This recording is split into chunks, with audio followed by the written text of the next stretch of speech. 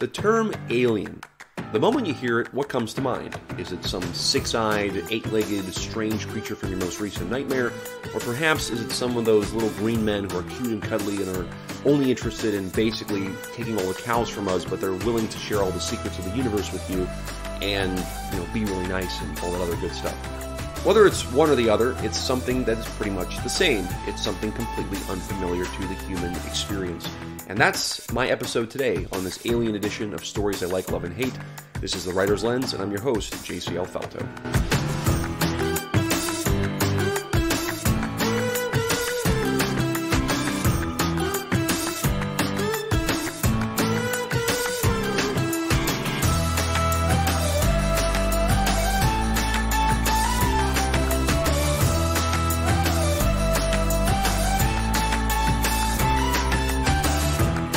All right, so coming back yet again with a vengeance. Thanks for tuning in on The Writer's Lens. Again, this is JCL Felto, your host. And if you enjoyed the one from way back, the Dinosaurs edition of this podcast, we're moving right along with yet another really fun favorite of mine, which is the Alien edition of The Writer's Lens. So, quick recap. Stories I Like, Love, and Hate is this short series I'm doing about typical or not so typical stories about a particular genre or maybe an idea, and then I pick that apart. I talk about what I like about it, what I don't like, or obviously what I love about it, and I typically go in the like, love, hate order. That seems to be the way that most people process things. Oh, here's all the good news first, and then we'll give you the bad news on the back end. Unless you're one of those people who wants the bad news first, and then you want a better ending with the good news. But we're not as pessimistic, or we're not as optimistic around here, I should say, as others. That's why I do it in that order. But either way, this edition of The Writer's Lens is all about aliens and alien stories. Now, what I like about alien stories more than anything is they all pretty much have the same vein of feel to them. And the feel to them is that they are all about the unknown. They're all about something unfamiliar. They're all about something we've never seen before. They're always about some kind of, awful creature or something or other that has caused maybe disdain or perhaps is going to cause a global crisis. You never know, okay? You just never know what the aliens are going to do. But for me, the alien is always very interesting because you don't know. It is unknown. It is mysterious. You have no clue what the alien in this film is going to do. And depending upon the trailer or depending upon the book title or what you read in the synopsis, it kind of gives you a bit of an idea as to where it might be going. And then, a lot of writers will throw that curveball in there, a la M. Night Shyamalan, and totally throw that curveball at you and say, okay, you thought it was bad, now it's good, or you thought it was good, now it's really bad. And often when it's bad, it's really bad.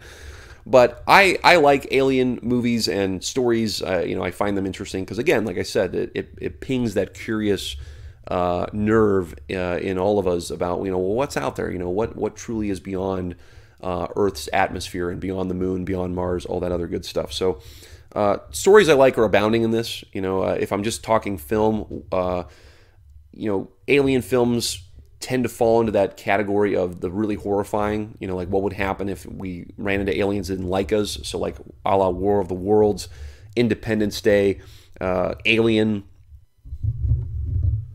These are all really aligned with the idea of like what would happen if the worst thing could happen when we encountered aliens. Some of the more recent films, like the movie Life with Jake Gyllenhaal, Ryan Reynolds, who had a very short period of time in that film. There was Arrival. There was the movie Annihilation. There's been a lot of movies recently with aliens where the aliens are always not so nice. You could go back a little bit further to films like District 9, which was a little bit different in that it had this idea that we were kind of keeping the aliens prisoner and experimenting on them and treating them as though they were some marginalized group of society. There were a lot of undertones in that were pretty interesting. But for the most part, these are antagonistic relationships with aliens. If you want to go even further with that, things like The Thing, which is a psychological thriller more than anything. It could have been about a murderer that was living in the Antarctic with these guys and nobody knew who the killer was, but instead it was this shape-shifting creature or parasite they found under the ice. So that was very good. And then, of course, you have the much more family-friendly type of stuff. You have E.T., you like I said, you have Space Jam, you have Men in Black, you have the kind of morbid humor of Mars Attacks that you will find in these films. But again, as I said in the intro, the one thing about alien films that almost always holds true is that it deals with the unfamiliar. It deals with this idea that you have encountered something that can move around, it has life, but we don't know what it is doing or what it wants, or what it, does it have motivations? Does it have intentionality? What is it about this new thing that we just don't know, and we have to uncover, we have to research and find out. So that's innately what I like about alien stories in general.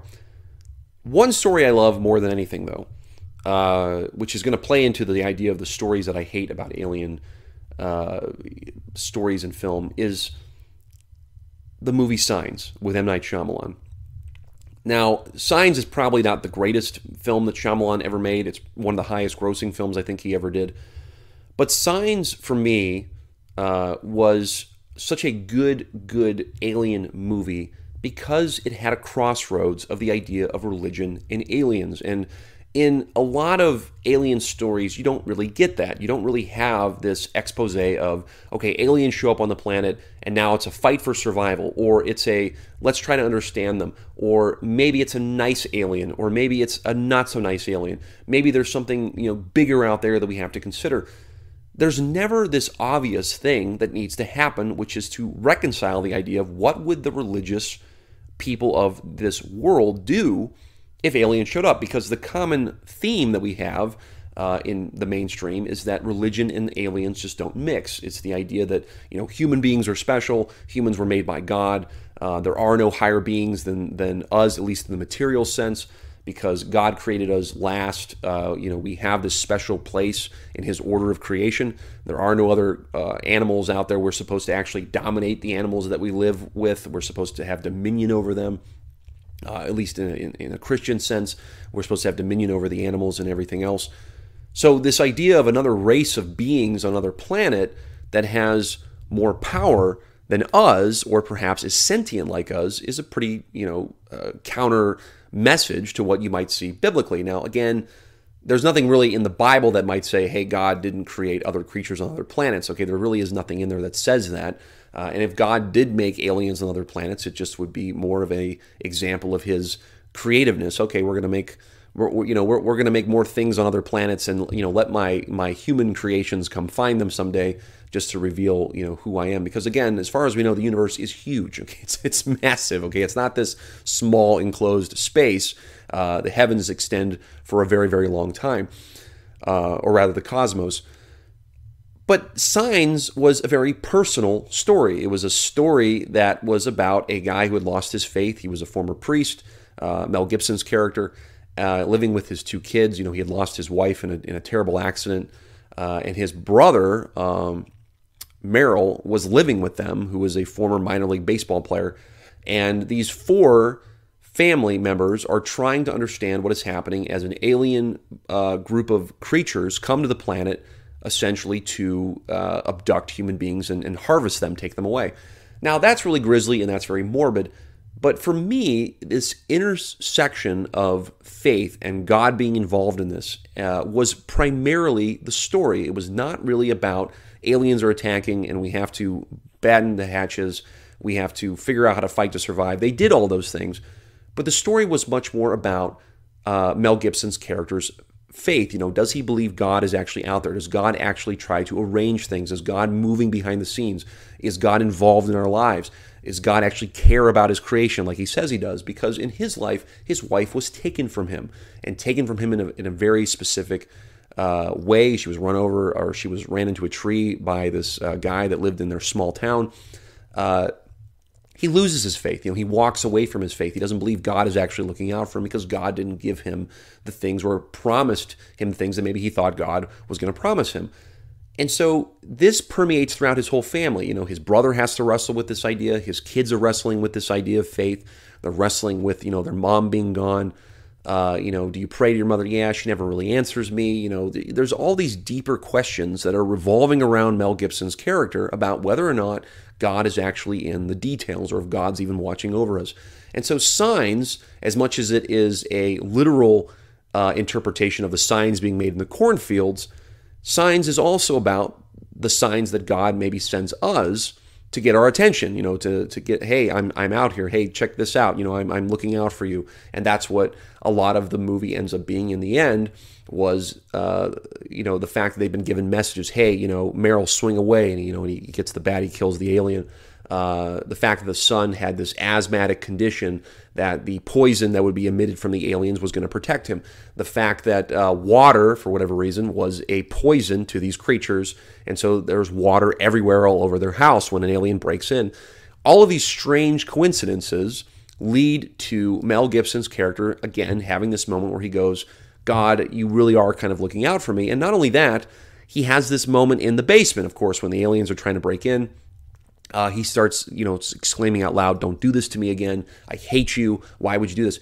So he's still recognizing God is there, but he's not willing to give him any credit or even say that he's good in any way. And so, again, for me, this was very different. I don't know too many alien films that have, or should I say have aliens in them, where this intersectionality or this intersection, this crossroads happens, where we're talking about faith and religion, and we're also talking about the idea or prospect of alien life coming to visit us or us going to visit them. So I found that to be very interesting. It's almost as if in Hollywood it's been a very no-go, no-fly zone. We don't have those things cross, and yet Shyamalan did this quite well.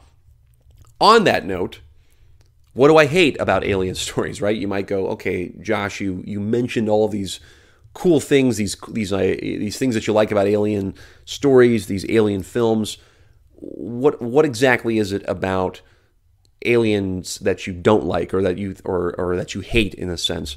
And I'll tell you this, and it's going to bleed into what I said about what I love about alien stories, is that I hate it when the aliens behave like humans. I hate it. Okay, I hate it when an alien race is in a film, and suddenly they start to show components of human nature. So especially the better parts of ourselves, such as compassion, mercy, grace. Loving one another. Some of these better attributes, kindness or gentleness. These kinds of things. I hate it when an alien starts to show these things in a movie. I hate it, or if I read it out in a story, depending upon what it is. Because these are all human things, okay? These are all human things that we have, and despite the pipe dream, I think, of a lot of atheist or agnostic types, or even, humanist types, that, the aliens we may encounter someday are going to be just like us. They'll have built-up cities, and they're going to want to communicate with us. If and when, and if we ever do encounter aliens of that nature, we better hope that there is a king of the universe, that there is a God, because if there isn't, we're going to have a very rough go at things, because the only way an alien is going to have compassion, the only way they're going to have mercy, the only way they're going to have kindness or love or any of those things is if there is some sort of mind behind all of creation. If there isn't, then it's going to be exactly like War of the Worlds. It's going to be exactly like Independence Day. It's going to be a fight for survival. Because, again, think of human beings. Think of human beings as we are. How well do we treat one another? Not always that great. How well do we treat livestock? How well do we treat other animals? My kids are cute. They're awesome. I love them to death. They're fantastic. But if I put my kids outside and they see an anthill, they're going to want to go over and kick it. They're going to want to go over and crush it and see what happens if they mess up that anthill and see what's happening over there. Only by me stepping in and saying, look, you don't have to do that. Okay, you don't have to do that to the ants. Just observe them, see what they're doing. Don't stick the magnifying glass over them and burn them with the sun. Things like that. These are all natural behaviors. Okay, these are natural behaviors of humanity, but only through an external revelation, only through a God, a king of the universe who could step in and say, whoa, that's actually not the way to do things. Let me show you the actual attributes of what you were made for. Then I can believe if there's actually aliens out there, they want to show us those kinds of things. Otherwise, it's might is right. Survival of the fittest. We're not going to have a chance. And as I said before, if we ever did find aliens, the pipe dream of them being compassionate and being merciful and being gracious with us and wanting to share all their technology, I wouldn't see that. I would not see that happening, because let's face it, if they were less than us, if we were to show up on another planet tomorrow and we find these little critters crawling around on 4, 6, 8 legs, whatever they are, and they don't have any complex machines built, they don't have any real discernible language, we would dominate them. Okay, we would want to dominate them. We're not going to build them up and turn them into like us, because we know how we are. We know what we are defaulted to do, and so we're not going to do that for some other alien race. We're not going to suddenly invite them into the coalition of alien United Nations or something like that. It's not going to happen. Okay, it's not going to happen, and it really shouldn't. So to me, again, I hate it in alien stories if the faith component, if the idea of God is completely eradicated from the story, and it's just this sort of, like I said, atheist pipe dream of finding random, cells that came together and are now making discernible noise on another planet, and they start showing human attributes, I kind of tune out. I'm like, this isn't really that fun anymore. I like it more so when the story seems to have this undergirding theme of God. And there's this idea that the aliens are much more friendly. Close Encounters of the Third Kind is a little bit on that wavelength. E.T. kind of does that a little bit, mostly because it's seen through the eyes of a child, and of course, childlike innocence in many ways is a better way of seeing the world. In terms of, well, how would God, want us to see the world through His eyes? Is more childlike. Okay, being adverse to evil things and wanting to pursue the good things that would not harm us in a more childlike sense. Those are the kinds of films I can get, or stories even, I can get behind when it comes to aliens. But if the aliens are, if they're just here to kill us, if they're here to take us out, yeah, I can actually believe that too, because that would be the way of things. Life is not about necessarily being unfair. Unfairness is more so about what life is, or what we see in life tends to be a lot more unfair, and a lot of that has to come down to survival of the fittest. And if you find something out there that could wipe you out, if there's a group of creatures out there that could take you down, for any sense of territory or whatever else and resources, heck, they will do it, because look at what human beings will do to each other if given the opportunity and left unchecked. So that's my episode. Okay, that's my episode on aliens. I don't mean to bring it to an abrupt halt, but my time is being cut short a little bit this morning. As I got some other things to run to, but I promised to get these episodes out, so I'm going to stick to that. I'm going to stick to some due diligence here with some discipline and try to make some things happen here on the show. So thanks for tuning in here on The Writer's Lens for this alien edition of Stories I Like, Love, and Hate. Be ready to check in another week or so with another episode and try to bring these out a little bit more frequently for you guys. So thanks again for listening. Be sure to like, share, subscribe. If you have not already, share with a friend, start a conversation, enjoy it. And I will chat with you guys soon. This is JCL Felto for The Writer's Lens.